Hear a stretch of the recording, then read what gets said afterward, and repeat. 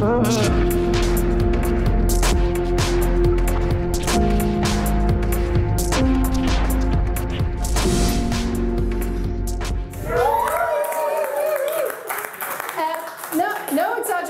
the first act this evening is my favourite musician in the world. His name is Joshua Burnside, and he lives here in Belfast, and I freaking love him. I kind of stalked him for a while. I kept showing up at all his gigs. He did a gig in LA, I showed up at it, and I'm a bit embarrassed about that, so if you see me being aloof or rude to Joshua later, it's because I'm trying to claw back my dignity. Okay, here he is. You're in for a treat. Give it up for Mr. Joshua Burnside.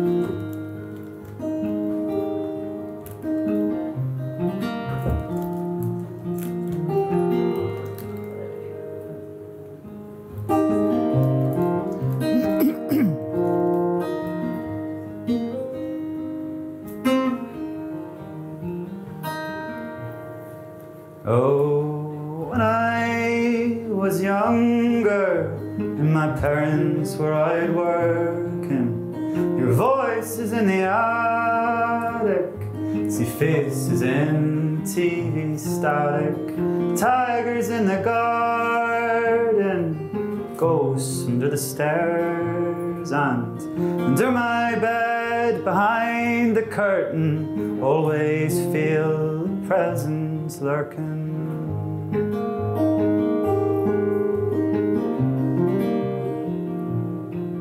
Well, now that I am older, the only thing I fear is myself.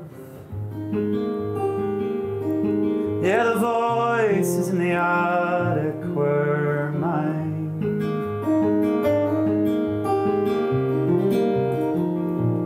Well, I don't know what I did last night, and I don't know what I said to make you run a mile from me. There's thunder in my head.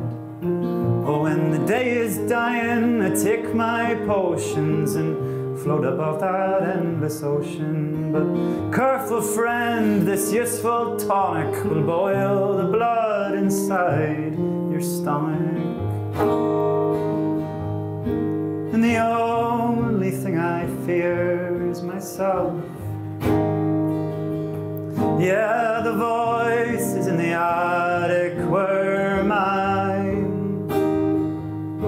Yeah, the only thing I fear is myself.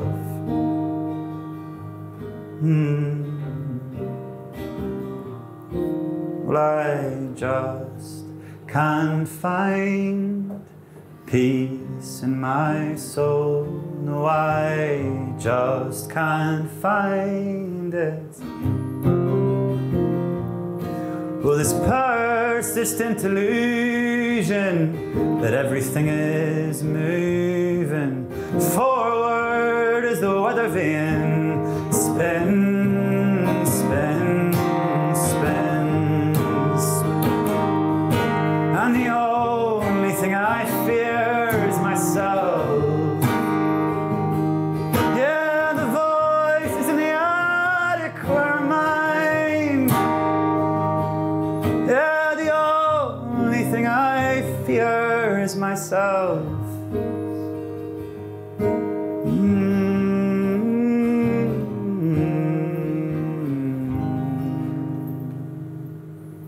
Cheers. Thank you very much. I'm going to pass it on to Leonie.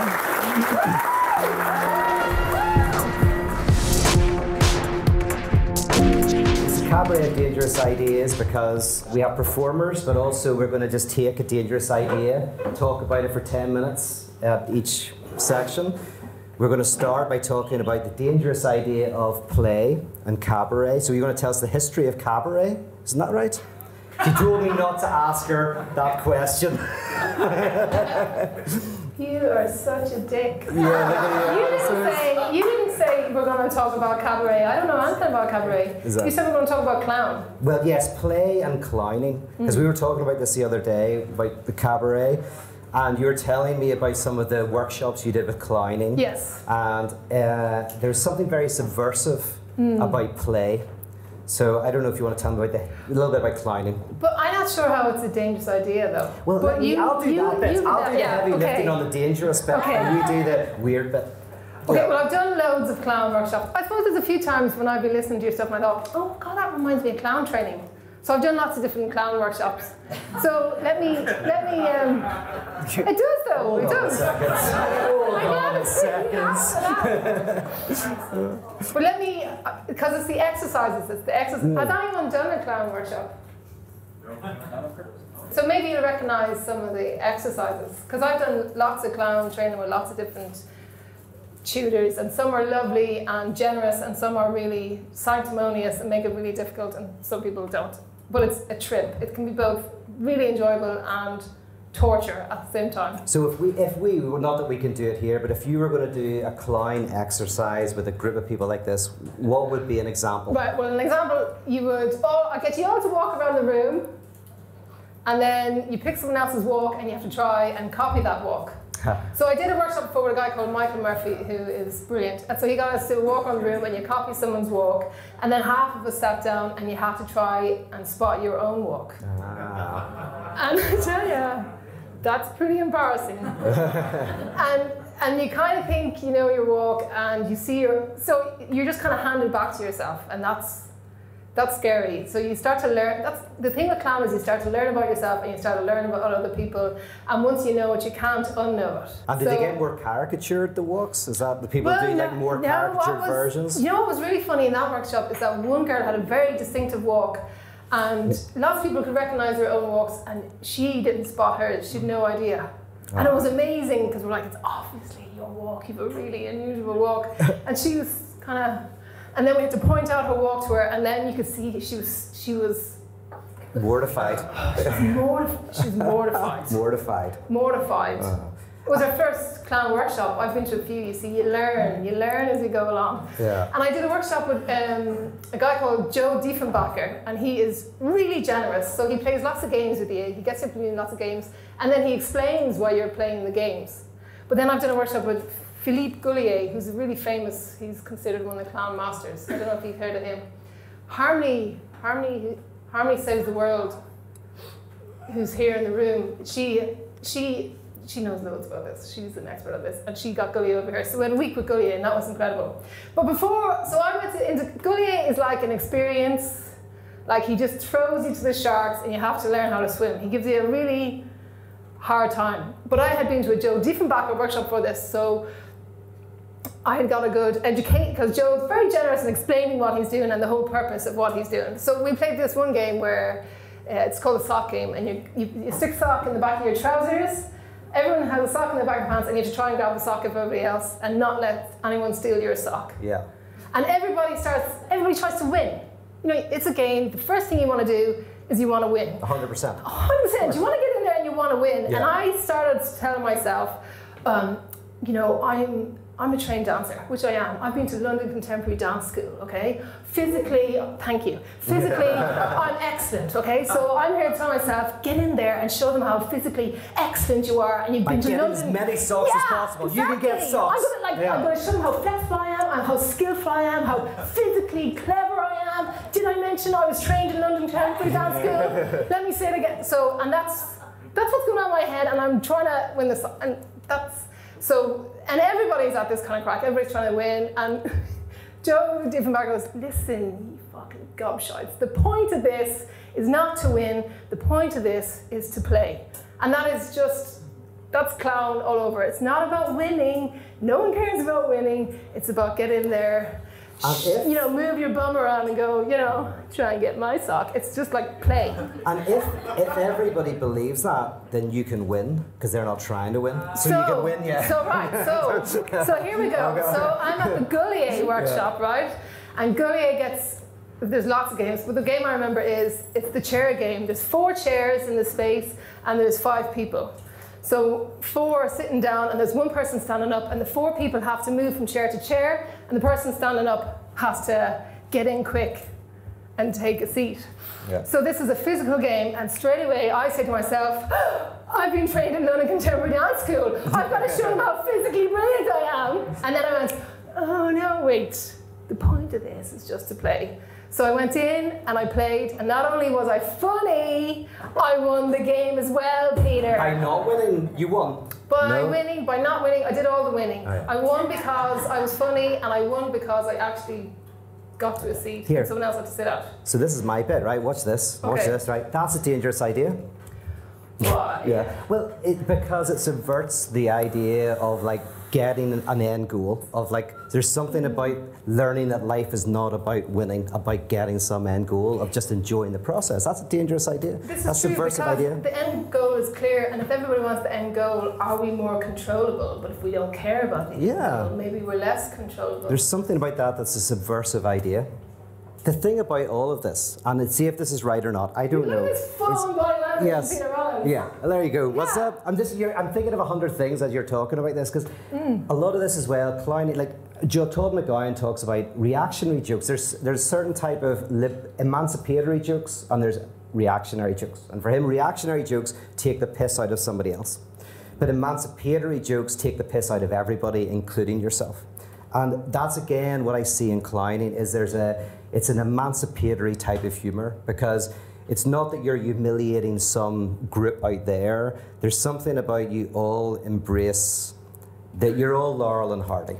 It's not that, And it celebrates the oddball. Yes, you take the piss out of yourself, and you take the piss out of everybody else that's in the room. There's something powerful about that. Yeah. Something that yeah. Do you know in clown too, there's this lovely thing of celebrating failure as well. You make peace with failure. That's the best thing I learned about clown training. It's making peace with failure. Sometimes you get it, sometimes you don't. Sometimes you're funny, sometimes you're not. Big deal. Oh yeah. So no not one cares winning, about your skipping. not winning, embracing failure, and we're all dicks. Basically. Because you did a workshop with weight one year. Oh yeah, 2 which years is ago, called Dancing for Dickheads. Yeah, which thank God I was not a part of. Didn't get booked again though, did it? That did not get booked again. No, that was a one-off treat. Yeah, but now I will hand over to you for the evening. Give it up for Peter Rollins. Thank you. Yeah. Now for something completely different. Give me a J. Give me an O. Give me an E and an L. All right, it's Joel Holloway.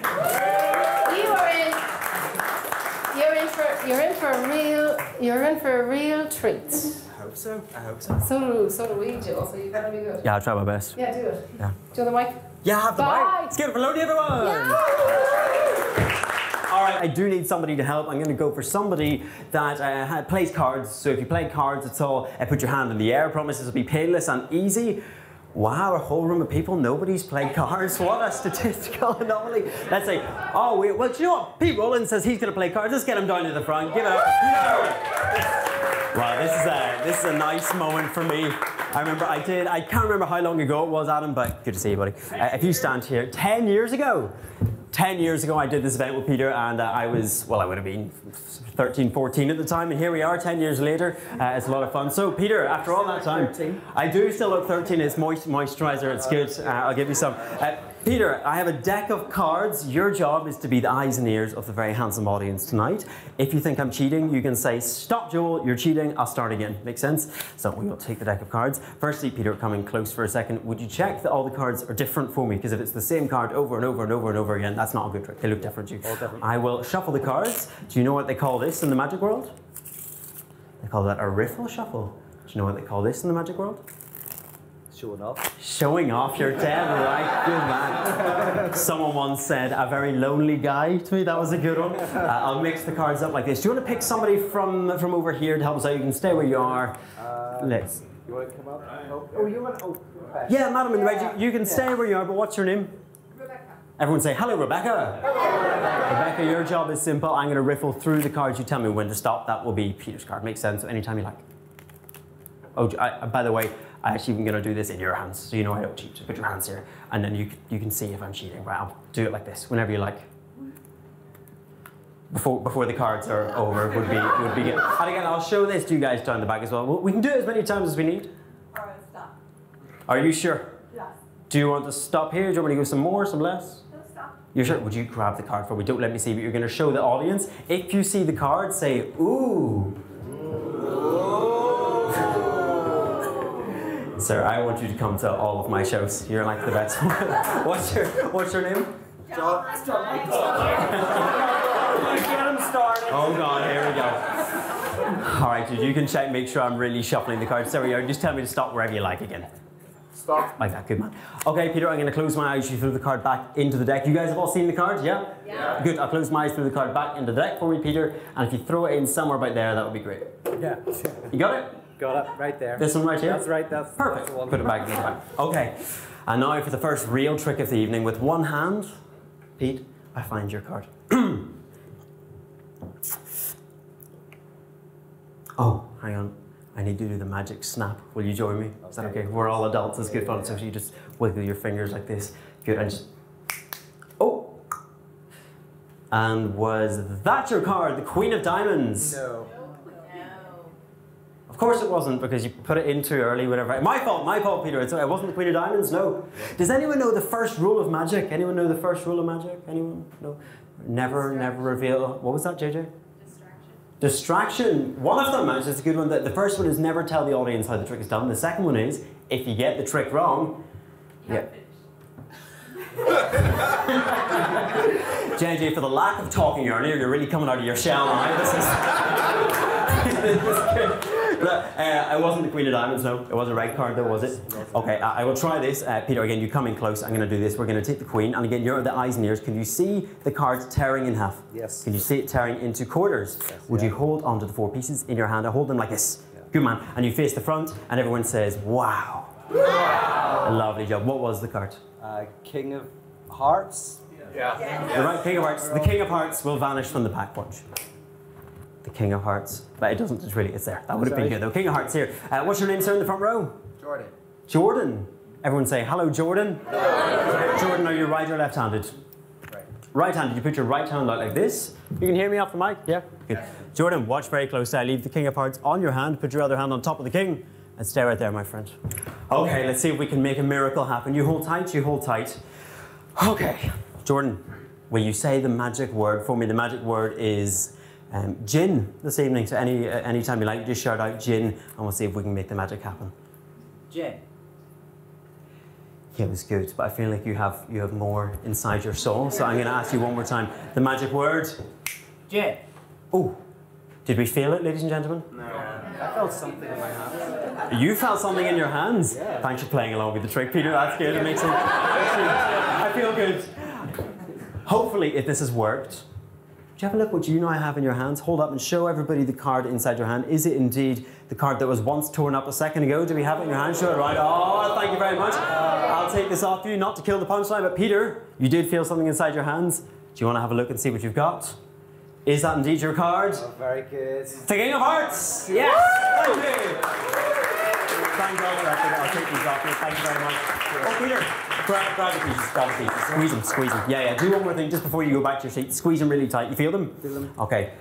Since we got a magic word over here, we're going to do one more like magic phrase, right? So if you say for me, Joel, I believe. Joel, I believe.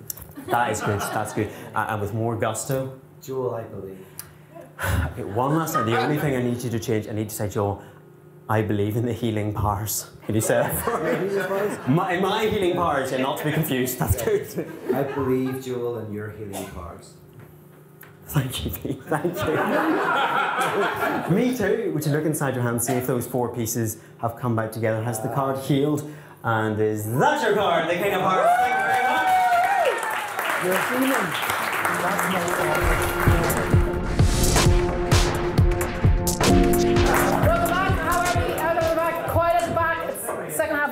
No one join yourselves. Second half is on. Serious talk time. I'd like to introduce Mr. Barry Taylor and Mr. Alfie Bown.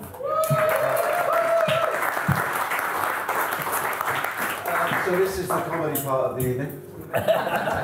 So this is Alfie. Alfie is a lecturer at the Royal Holloway. He's got a book that came out today. It's at my house called Dream Lovers. And I'm thinking that's probably about dreaming and loving.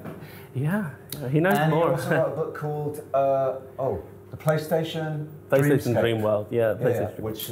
So I read that. That's a great book. So, Alfie, I'm just this straight man.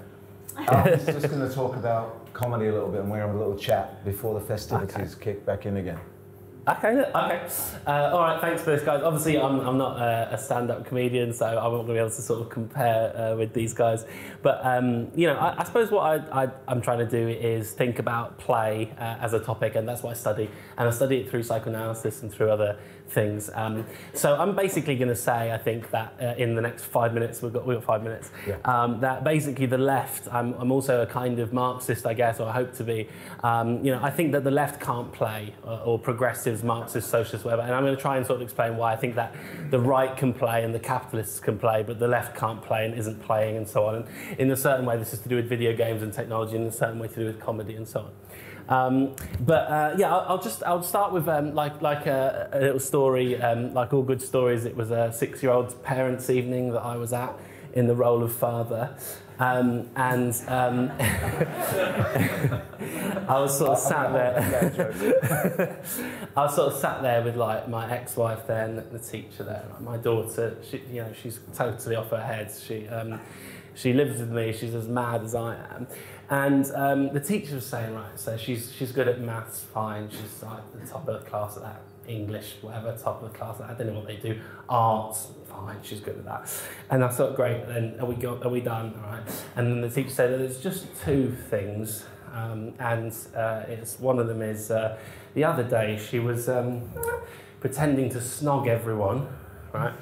And it turns out, kids do this thing in playground. I don't know if I can actually do it here. You sort of put your arms around your back and pretend to snog like this. You sort of go like that. And you said you couldn't do comedy. I thought, bloody hell, Lyra. It's my daughter's name, Lyra. And then the teacher said, and I said to her, what are you doing? That's not appropriate. It's not appropriate. And Lyra said to the teacher, I'm going to cut your head off with an axe. Right, so I sort of sat there, got my ex-wife there looking at me like this. Like, you've got this from me or whatever, and the teacher looking at me like this, and I'm just sort of going, but I sort of went away from this. Now, I went to this school myself. I'm 33, she's 6, so I was 27 years ahead of her. And the school has become woke, not wake, but that's next woke festival. I think I wouldn't be invited to speak at that. I don't think. The school has totally changed. It's the area has changed. It has become extremely bourgeois, whatever. And I think this is. I know already I'm taking up all the time, but like I basically think that there's something really indicative in this. Like, and psychoanalysis would be important in thinking about like children's sexual ideas and so on. And like the reason why she was doing this snogging thing. I mean, you won't believe this. Really, it's another stupid story. But when I got divorced, I decided to really immerse myself in. Love technologies, right? The idea of replacing a partner with robots and stuff. So I got an AI girlfriend on my phone. I got a virtual reality girlfriend. I started going to VR porn, I don't know, you don't call them brothels, but like shops where you can go in the headset and go on VR porn. And I went to a sex bot brothel and had to go on a sex bot and all that stuff. So I was really trying to sort of explore like the relationship between technology and sexuality. And basically they have this headset that's it's an Oculus Rift. I'm sure like people know what this is if you're interested in these things. Anyway, these are quite expensive, so I couldn't like afford to buy one. But we had one at my work. Which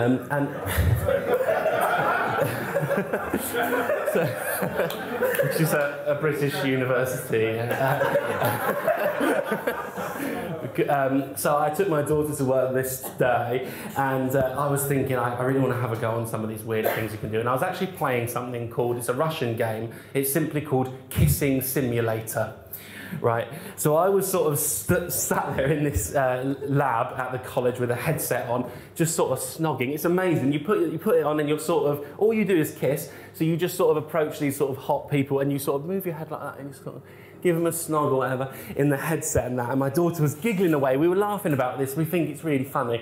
And but my colleague sort of walked past the door and was like, what's he doing there? A 6-year-old boy and a headset on, like snogging the air or whatever. And I had to really kind of explain it. So anyway, I explained this to the teacher at the parents' evening, and clearly she was just thinking, this is absolutely insane. But the point I think it really shows is that basically, and the same for chopping someone's head off with an axe. You know, when I spent a long time studying video games, and the thing people would say to me is, oh, video games cause violence or whatever. You know, that's nonsense. I mean, clearly it's pleasurable to shoot someone in the head with a sniper rifle in a video game, and that is important. That is a form of play that we can participate in. And for some reason, you know, the culture is kind of shifting, I suppose, away from allowing these things to exist in play, and they are, I suppose, reactionary. You know, and I was listening to what Peter was saying about reactionary and emancipatory jokes, and I think my position is rather the opposite. I think reactionary jokes are emancipatory, and that we're actually living in a kind of culture where basically these kinds of play are being shut down. You know, so what you do see the right, let's say the right for want of a better word, playing games. You know, you do see dating simulators where it's all about misogyny and it's all about shooting people in the head. You see right-wing ideas, and this happens in the playground when kids say, I'm going to cut your head off with an axe, right? And you do see that, and you also see the capitalists doing this, right? And you see, like, people, simulating little family lives. You know, this is typical in children's play and also in video games and stuff like that. But what you really don't seem to see anymore, and I think this is where the left has gone wrong in a much broader sense. I'm going to stop talking, Barry, sorry. But, I think this is really points, this kind of stupid story really, it sort of points to this problem of what we've got to confront when it comes to comedy, when it comes to play, this topic of play. And I think the left really struggles to play and allow ourselves to be transgressive and to cross taboos and to do different forms and ideas of play that seem shocking and scary to us. And we've actually started to police play, like my daughter's teacher, and say she shouldn't have been playing in this way, she should have been playing in this other way. And I think this is actually where we're sort of going wrong in terms of radical ideas and so on. So I probably talk too much, but that's what I'm saying.